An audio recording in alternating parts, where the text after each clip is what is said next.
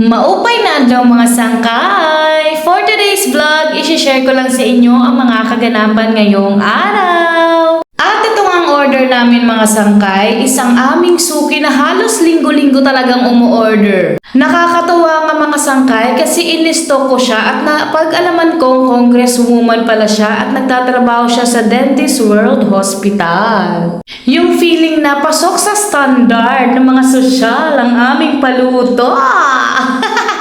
Kasi halos linggo-linggo talaga umu-order si madam at nagtanong pa nga siya sa akin kung meron daw kaming catering dahil para daw sa amin na siya kumuha palagi. At syempre, alam nyo yan, wala pa tayong catering dahil bago pa lang kami dito at wala pa naman kaming idea sa mga catering. In God's will and in God's perfect time, darating din tayo dyan, step by step. Isa nga lang ang paluto namin today, kaya sabi ko sa asawa ko, nabuburyo ako at ipasyal mo ko. Ayun pala, meron pa pala kaming kukuning laundry na sandamakmak. Palagi talagang nakaka-avail agad yung asawa ko ng kanila loyalty card. Kasi ang dami-dami palagi mag-laundry, talagang itinatambak niya muna bago magpa-laundry. Kaya naman palagi siya nakaka-avail ng pa-free.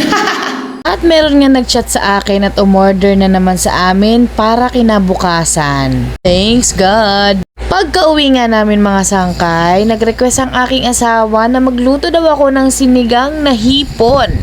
Kung nakafollow ka sa aking page mga sangkay, makikita mo doon ang aking pagluluto ng sinigang na hipon. Habang nga ako'y nagluluto sa kusina, eto namang asawa ko tinawag ako at ipinakita sa akin ng ziyapot ko nakatulog na sa tabi niya. Kanina pa nga siya umiiyak mga sangkay dahil gusto niya katabi niya lang ako o kaya naman umaaligid-aligid lang ako. At syempre nga dahil vlinag ko ang aking pagluluto, ayan, nakatulog na ang aking bebe lab. Napagod na siya kakaiyak at kakaantay sa akin. Kaya ayan, natulog na lang siya sa tabi ng papa niya nang hindi niya namamalayan. Pasensya ka na anak ko, na busy ang mama, nagluluto pa ng sinigang.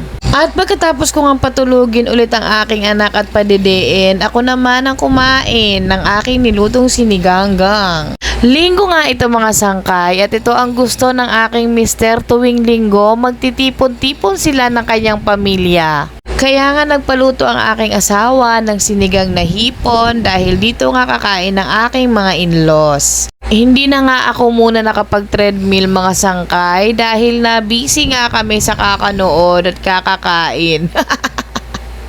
Please support our small business. Maraming salamat po. Yun lang. Bye! At pakifollow na rin ako sa aking Facebook page.